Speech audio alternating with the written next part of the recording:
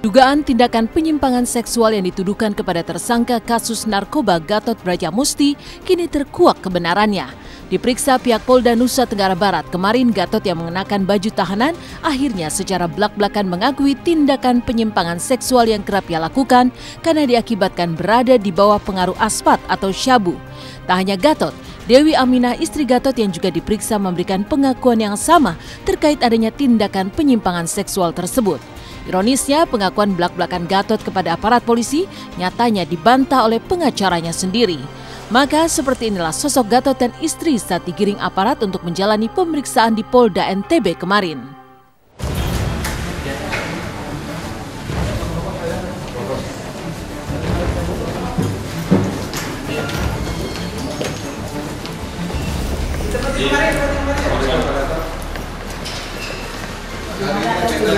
Tuduhan dari CP, Pak, ada bantahan nggak?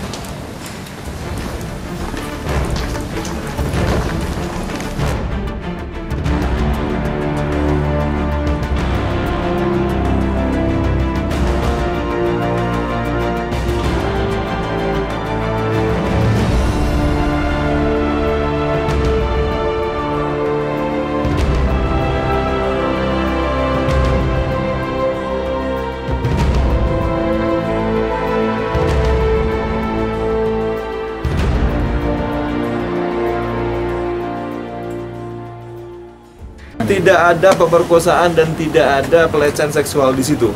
Termasuk mengaku sebagai malaikat ya? Nggak ada juga. Tidak ada pengakuan sebagai malaikat, perkosaan juga tidak ada. Jadi inilah perbedaannya. Bahwa di situ ini sebenarnya sudah berteman lama. Memeriksa AGB dan istrinya ya. Sementara memang yang bersangkutan masih kita periksa sebagai saksi. Namun untuk kesaksiannya memang cukup signifikan dan yang bersangkutan sudah dalam pemeriksaannya membeberkan bahwasanya fakta-fakta hukum yang selama ini disampaikan oleh korban-korbannya memang ternyata betul melakukan perbuatan pelecehan seksual terhadap korban-korbannya itu ya dalam pengaruh aspat atau sabu ya.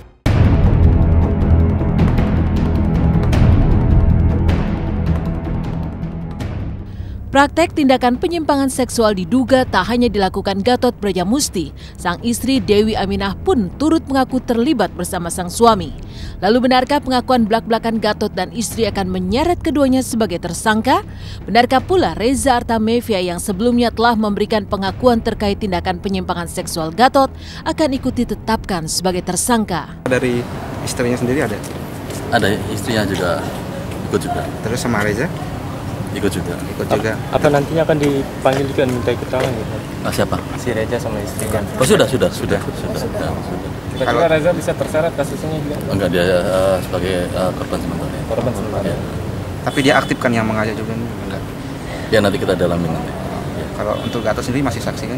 Sementara saksinya, nanti setelah kembali kita dari gelar nanti di Polda Metro kembali, nanti kita merujukan untuk persiapan penetapan tersangka. Kan istri dari Gatot sendiri, Bu Dewi mengakui itu bahwa membeberkan informasi dari penyidiknya mengatakan seperti itu. Melihat coba tanya penyidiknya. Dewi Aminah itu juga memaksa atau juga turut membantu para korban ini untuk melayani hawa nafsu daripada Gatot.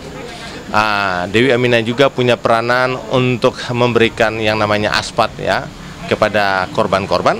Dewi Aminah juga punya peran untuk menggugurkan kandungan yang usianya 2 bulan oleh CT.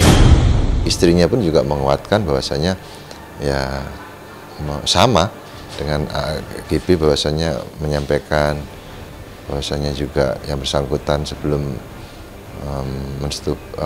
AGB menyetubuhi korban-korbannya itu menggunakan sabu. Kemudian yang bersangkutan juga menyampaikan bahwasanya selama ini ada kegiatan-kegiatan seks menyimpang.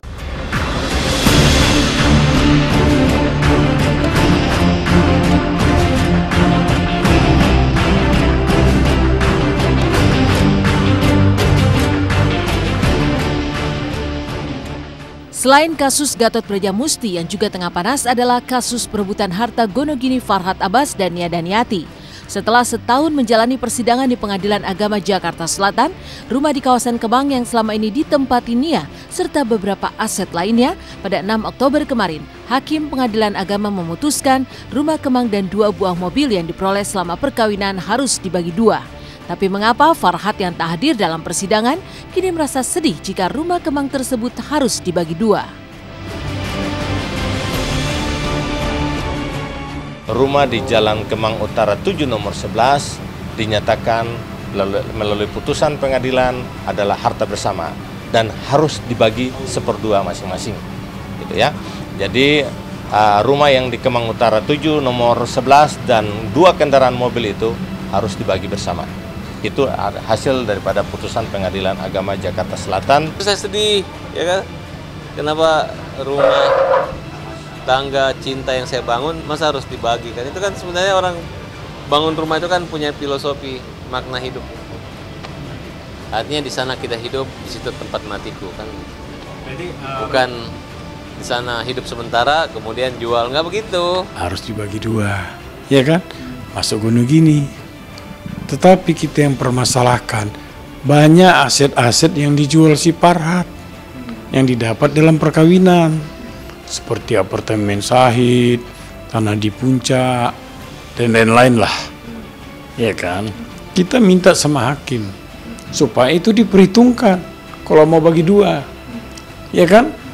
Itu kan harta gunung gini yang didapat dalam perkawinan, ya kan? Jadi itu diperhitungkan. Tapi hakim tidak. Kita putusin oke, kita banding. Pastilah kalau orang kalah pasti saya akan banding, kan itu biasa itu kan. Dan kami akan mempidanakan Farhat terhadap aset-aset yang sudah dijual tanpa izin. Iya, itu pidana. Segera akan kita buat laporan polisi.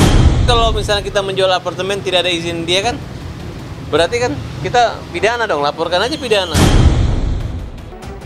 Meninggalkan pengakuan A. Gatot terkait tindakan penyimpangan seksual serta putusan pengadilan dalam sidang harta Gonogini Farhat Nia, seperti apa aksi cinta kasih Wilona CS saat mengunjungi para lansia di Panti Jompo? Benarkah Yulita Palar sampai berlinang air mata saat mengusap wajah seorang oma?